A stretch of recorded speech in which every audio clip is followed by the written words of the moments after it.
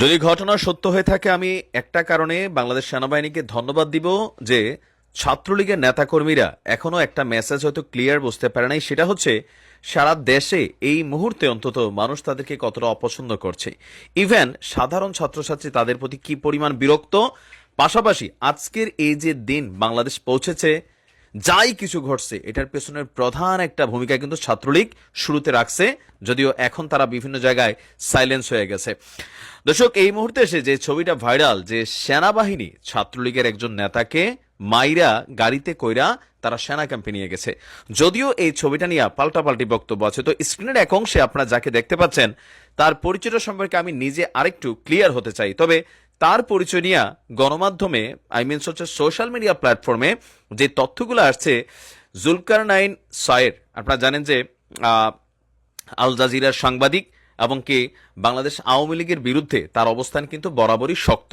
তো সেই কারণে আবার একটু পাল্টাপাল্টি পোস্টটা কেন আসলো, যে তিনি যে পরিচয় দিলেন, আবার কেউ কেউ লিখছেন এটা ছাত্র শিবিরের, কেউ ছাত্র দলের।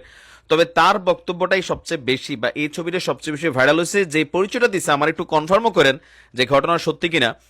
এটা হচ্ছে, বলা হচ্ছে যে রবিবার বিকেলে মিরপুর 10 নম্বরে ছাত্রলীগ পরিচয় দিয়া সেনাবাহিনীর সাথে ভাব নিতে গেছিল এই কি বলা হয় যে ছাত্রলীগ নেতা। তার পরিচয় কি প্রকাশ হলো, যে তার অবস্থান হচ্ছে ঢাকা মহানগর উত্তর ছাত্রলীগের কৃষি বিষয়ক সম্পাদক মুশফিকুর হাসান। তার বিরুদ্ধে এখানে যে তথ্যটা আসছে জুলকারনাইনের লিখাতে, যে তার নাম হচ্ছে মুশফিকুর হাসান সাকিব, তাকে মারধর করে আটক করে নিয়ে সেনা ক্যাম্পে চলে গেছে সেনাবাহিনী। তার বাবার পরিচয় দেওয়া হয়েছে, তার বাবা তোফাজ্জল হোসেন মিরপুর থানা আওয়ামী লীগের 4 নং ওয়ার্ডের সাবেক সাধারণ সম্পাদক।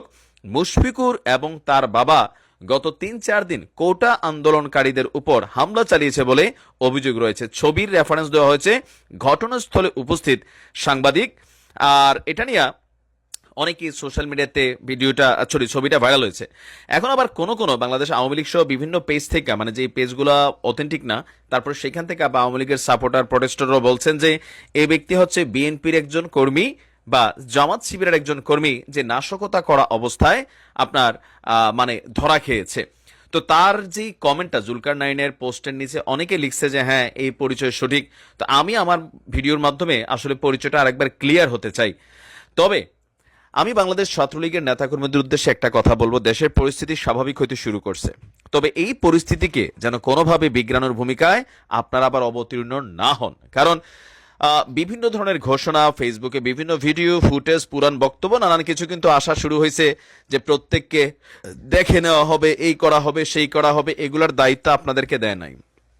আজকের দিনে বাংলাদেশ আওয়ামী লীগের যে বিপদে ফালাইছেন সেটা কিন্তু আপনারাই ফালাইছেন। আপনাদের অতি উৎসাহী ভূমিকা, অধ্যত্বপূর্ণ আচরণ, নিরীহ ছাত্রছাত্রীদের উপরে আপনাকে লাঠি নিয়া, বন্দুক নিয়া, পিস্তল নিয়া মাঠে নাইমা গুলি করা, মেয়েদেরকে অত্যাচার করা, এগুলার একটা রেজাল্ট কিন্তু কি পরিমাণ ভালোবাসা যে ছাত্রছাত্রীরা বাসে। আমি আমজনতার কথা বাদ দিলাম, তাদের মধ্যে পলিটিক্স আছে, কিন্তু সাধারণ ছাত্রছাত্রীরা, তোমরা যেখানে রাজনীতি করতেছো এত বছর, সেইখান থেকে তোমাদের উপরে কি পরিমাণ রিয়েকশন সারা বাংলাদেশে দিছে, সেটা থেকে তোমাদের এতটুকু আইডিয়া নেওয়া উচিত যে ছাত্রছাত্রীরা তোমাদেরকে পছন্দ করছে না।